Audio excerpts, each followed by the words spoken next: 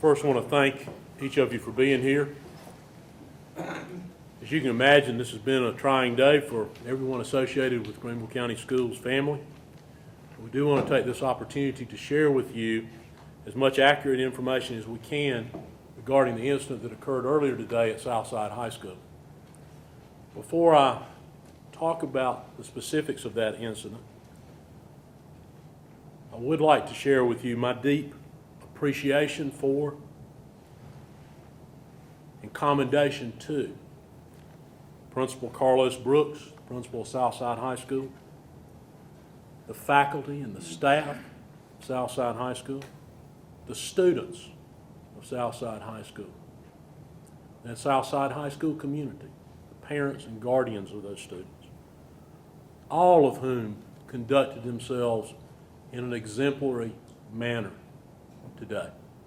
We are most pleased and most proud that given this unfortunate incident, that all of those individuals reacted and responded in the manner in which we have trained employees to respond, in the manner in which we have trained and shared with students and drilled students and employees to respond. I'm also most appreciative of the members of the district emergency response team who also responded to the situation at Southside High School. And I share with you my appreciation and my commendation as well to those members of law enforcement, EMS, those first responders that responded to this situation. We could not have asked for a quicker, more professional response than that we received from the Greenville County Sheriff's Office. Now, I have to say to you, that is the kind of response that we always receive from the law enforcement agencies in our county. But today, it was especially meaningful. When it meant the most, the response was with the highest degree of professionalism and more quickly than anyone might imagine. Not only the Greenville County Sheriff's Office, their immediate professional response, they were supported by State Law Enforcement Division, United States Marshal's Office, Greenville City Police Department, and we also understand the Anderson County Sheriff's Department stood by to support them if needed and necessary. We also had an excellent, professional, and timely response from Greenville County EMS. We are most fortunate, as well as the Greenville Solicitor's Office. We're most fortunate in our school district and in our county to be protected, guarded by individuals of the caliber that responded to this incident today. At approximately 8:35 this morning, school district officials were notified of a shooting in the Southside High School cafeteria, told that a school resource officer was on the scene and additional law enforcement personnel were en route. The school went into immediate lockdown. Various members of the district's emergency response team arrived at the scene to assist with the implementation of the district's emergency response plan. Additionally, nearby school and district locations, as a precautionary measure, were put into lockdown. At that point, the safety of our students and employees and the securing of the building were our primary focus. At this time, I'll ask Lieutenant Beaver, the Greenville County Sheriff's Office, to elaborate on his agency's role, and I'll then share with you some additional actions that we took in support of what law enforcement was doing within the building and once they had the building secured. Priority is to get there and to preserve life. And so the officers responded and they cleared the school of any threats. Then we began our investigation. We interviewed witnesses, we forensically processed the scene, and preliminarily, it appears that 2 students were in possession of a pistol. One of those students, a juvenile, sustained an accidental gunshot wound. It appears the pistol was in a backpack and it discharged, striking that student. He was transported to GHS Hospital with a non-life-threatening injury. One of the other students that was in possession of that pistol is an adult, and he was charged as an adult. His name is Braylon DeAndre Scott, and he was charged with unlawful carrying of a pistol, disturbing schools, and carrying weapons onto school property. Like Dr. Royster, I want to thank the many agencies that assisted us. SLED, FBI, ATF, EMS, even the Solicitor's Office showed up to offer their support. We're very fortunate in Greenville County. We have the opportunity to engage in training that assisted us mightily today. Our officers train annually, at least annually, on active shooter situations, and that training showed today. We're very fortunate that this incident wasn't something much more serious, an attack on the school, that it was an accidental discharge of a firearm. That'll give you back to Dr. Royster. Thank you, Lieutenant Beaver. Lieutenant Beaver mentioned not only do the law enforcement agencies within our county conduct extensive training on this kind of operation, this kind of incident, they also do so within our schools. So they are most familiar with the layouts in our schools. They are most familiar also because of the liaison efforts between our agencies. Our employees know what their employees are going to do, and their employees know what our employees are going to do. In fact, Ms. Brotherton in our communications office can share with you, if you'd like, a link to the video training that we do for employees as well as the one that we do for students if and when a situation such as this might occur. And in fact, in this case, at this point, we believe that everyone involved responded in exact accord with the training that's laid out in those videos for our employees.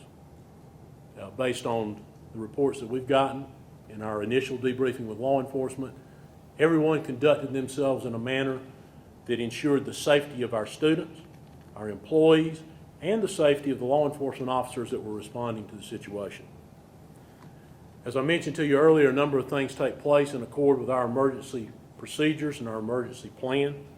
Those things begin to take place as soon as our individuals arrived on campus to support the school level staff and administration, including ensuring that students were identified, that students were placed in an area for safe keeping, for lack of a better term, that we were keeping up with those individuals. We staged buses nearby, brought those buses onto the location at the point that we determined that we would dismiss school.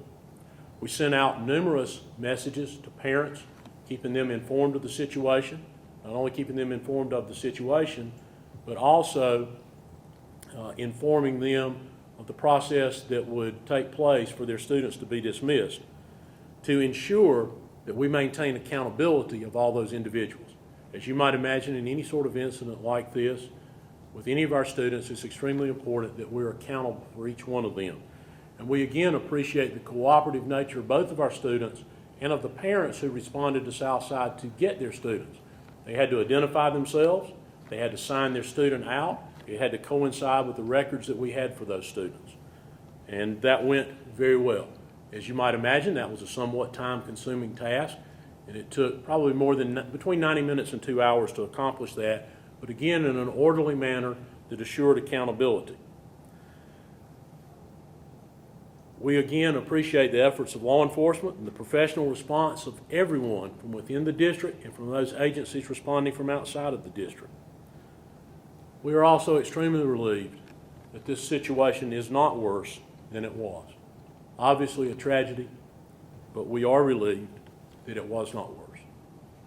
We also are most appreciative that in the process of this, one of our students who came in contact with this weapon immediately turned it over to an appropriate authority figure, which is what we would want and expect any student or staff member to do. Further, if there were ever any student confronted with a situation where they believed anyone had a weapon or the rumor of one, we certainly encourage and expect them to report and share that information. As you can imagine, the safety and security of our students and our employees is our primary concern every day. In order for us to do what we do for students, to provide the education that we need to provide to them, to ensure that they're ready to live in a bigger world, they first have to be safe. We do believe our schools are safe. This incident, though unfortunate and tragic, is an isolated incident. All the research that you can look at about places where young people are safe consistently shows, including that released by the United States Department of Justice, that schools are the safest place for a young person to be. This was a tragic, we believe, exceptional event, and we take and make every effort to ensure that every day that all of our students are safe as they come into our schools, and that our staff and our employees are safe as well.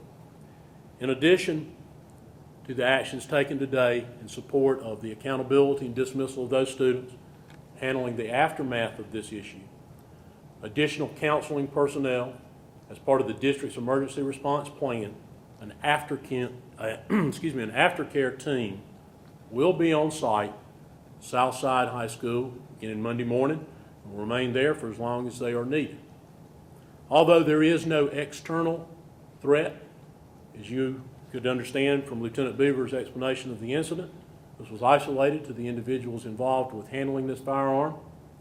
There's not a threat from the outside, but in order to reassure and assure parents, staff, and most importantly, our students, there will be, for the next several weeks, an increased law enforcement presence at Southside High School.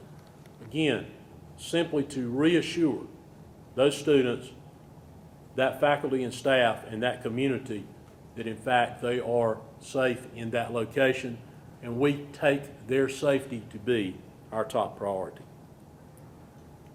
At this time, we'll respond to questions that you might have, and Lieutenant Beaver or other individuals from the Sheriff's Department would respond to questions pertinent to their investigation. As you might imagine, we won't speak directly to the investigation. We'll defer that to the Sheriff's Department. Yes, sir. The gun that was used, can you talk about what type and how large? Lieutenant Beaver? At this point, all we're prepared to release is that it's a handgun, that it's a pistol. And with regards to the charges on Braylon, that was being charged as an adult, you mentioned that he handled the gun in the appropriate way in handing it over to authorities or the proper people. Is that the student you were referring to and handing the weapon over? Okay. So the charges on, can you talk about the relationship between Braylon and the student that shot themselves? They were together and they together possessed the weapon. The background to their relationship exactly, we don't know that just yet. That's part of our ongoing investigation. Why are there no metal detectors in Greenville County Schools? We have some portable metal detectors. We have them at middle and high school locations. We have some at the district level. They're handheld devices. We have used them intermittently for the last probably 10 to 12 years. They're primarily utilized when we believe there may be the likelihood of someone possessing something they shouldn't. Most often they've been used at school activities and events after hours. There's great debate about the effectiveness of metal detectors. As with any other serious incident, we always debrief after any incident that occurs that might threaten the safety of students, faculty, staff, and or our property. And in that debrief, we look at the procedures and methodologies that we have in place, and we make decisions about whether there are additional precautions or actions that we should take. That would be a part of the review of what happened here. Is there any word, like, who this gun is registered to, or? Not yet, no sir. That's part of the ongoing thing. We're trying to determine the background on the weapon as well. Was this gun in the backpack when it fired? That's correct, it was. And the student who returned the gun in, was that one of the two who were involved in the incident or a different student? No, different student entirely. Did they take the gun from the backpack to turn it in? That part I'm not able to answer with authority. Is there any reason to believe a student, an adult, brought the gun to the school for a specific reason? At this point, that again, we don't know quite the background on why that they decided to bring a weapon into the school. But no, like, credible threats at all? Or? None that we're aware of, no sir. But just to be clear, the student who was charged as an adult, actually, there's proof that he's the one that brought the weapon on campus, but did not discharge the weapon. I can say that he did not discharge the weapon and that he possessed the weapon. I do not know if he brought it on campus. I do not know if he is originated the weapon. back to metal detectors, go Yeah, ahead. no, that's fine. Again, back to the metal detectors. Do we believe that this will spark a deeper conversation about the need for a more permanent solution in these schools? As I indicated earlier, anytime we have an incident happen, we go back and review what procedures and practices and policies we have in place. That may come out, some discussion about that may come out to the forefront. What I can tell you about students being in possession of weapons, the single most important and effective deterrent to a student possessing a weapon is the willingness of other students to share with either the school resource officer, teacher, coach, counselor, administrator, the fact that they believe or they have seen or it has been rumored to them that a student has a weapon. That is the single most effective means by which to keep weapons out of a school or any other location. Is there a counseling set up in terms of talking specifically about weapons and guns in schools for students? A particular counseling setup, no, but there are numerous times during the year where in person and or in writing, students are made aware of the expectations that we have for what's permitted, what's not permitted, what's appropriate, what's not appropriate, and are also encouraged to share at any point in time any inkling that they may have that there's a situation that would be dangerous to them, to their fellow students, or to the employees within the school.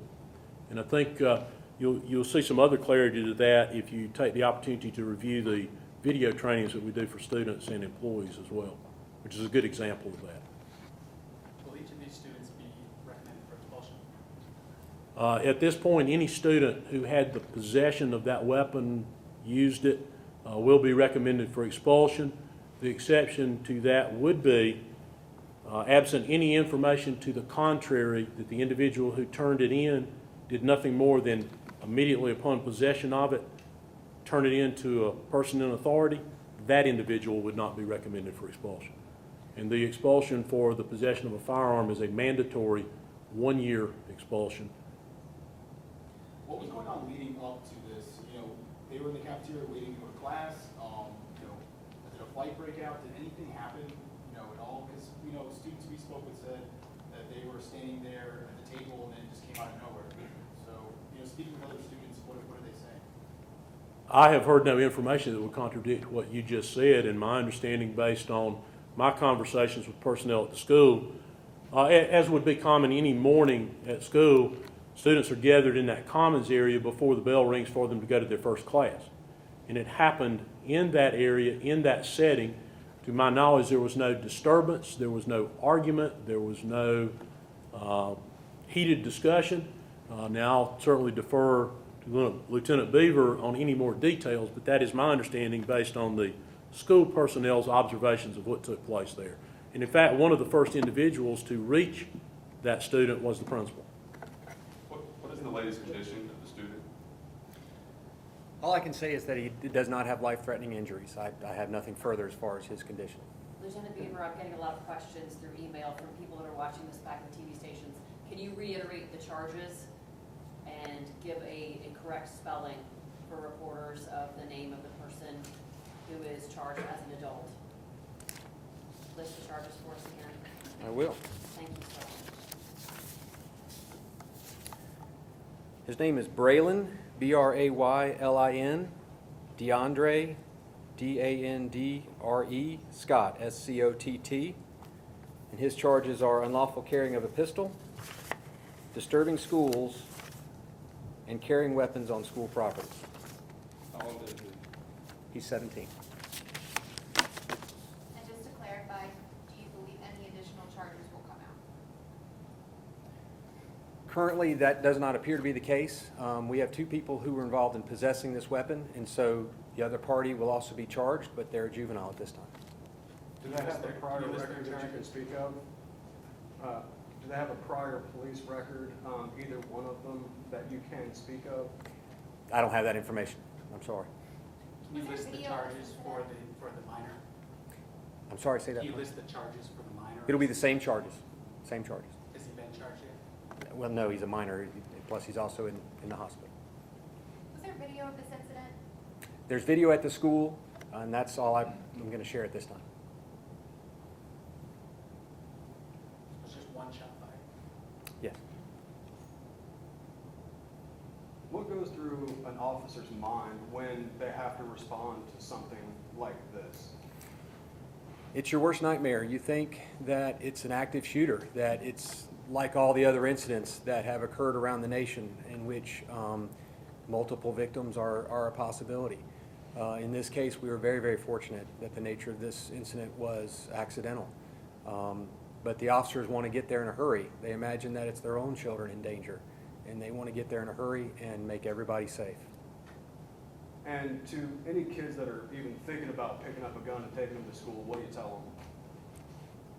That's nothing but trouble. That's going to get you in trouble, as well as it might hurt you, it might hurt another student. That's not going to help any situation whatsoever. It's never okay to bring a gun to school. I hate to revisit this just one more time, but can you describe the difference between a portable metal detector and a permanent metal detector? Portable would be handheld wand type device. Stationary metal detector would be similar to what you pass through perhaps at the airport, or another good, if you walk in or out of a library, the thing that prevents you from taking the library book without checking it out. It resembles that, but it's a permanent mounted archway that you pass through. All of ours are handheld wand type devices on which our administrators and select personnel from the district level have been trained. To your knowledge, are there other school districts that are utilizing metal detectors on a regular basis? To my knowledge, there are not school districts in South Carolina that have metal detectors in place. There are, I believe, school districts in other states, though I cannot cite for you a specific example. I've been to numerous safety and security conferences over the years, heard people talk about those devices being in place in their locations, as well as the effectiveness or lack thereof of those devices. And two, if you can answer this, do you know how many or when the last gun in a school, or when the last time a gun was found in a school, and also one that was fired? I would need to send you the answer to that. It is a rare occurrence that we find a firearm in a school. It has happened on rare occasion. I do not know of an incident. I've been here nearly 12 years now, aware of any incident where a gun was discharged in a school in Greenville County. And I would venture to say I'm not sure that has ever happened, but we can certainly research that and provide you an answer to that question. And that was meeting in South Carolina, not in the country. No, and certainly in South Carolina, I couldn't speak to that. I will say, to reiterate what Lieutenant Beaver said, it is unfortunately an all too often occurrence in our country. Not just in a school, in a mall, in a church, in a home. It is an all too often occurrence, an unnecessary and a tragic occurrence. And unfortunately, while schools are among the safest places and are the safest place for a child to be, we at a point reflect our society. And we all have an obligation to do that within our power to help minimize these kinds of incidents. And it goes back to what I said earlier, what we would encourage any student, any community member who has an inkling that a student might have possession of a weapon in a school to let someone in authority know as quickly as possible. This was certainly it is a tragic event, but could obviously have been much worse. But we don't want anybody to be injured in any way. And we certainly hope for a speedy recovery to this individual, even though it appears likely they're the one that created the situation that caused the danger to themselves and to others. So we've been speaking to a couple Greenville mothers today who told us that they plan to start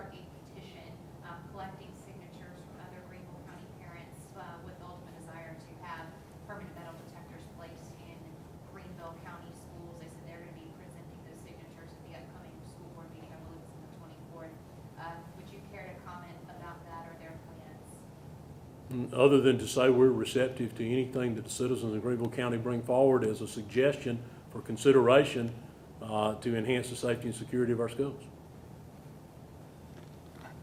Is your resource officer armed, or are we doing that in the state yet, or has that been a discussion?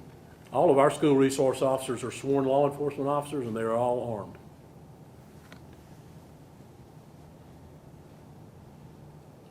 Thanks, guys, for being here. Appreciate it. Thank you very much.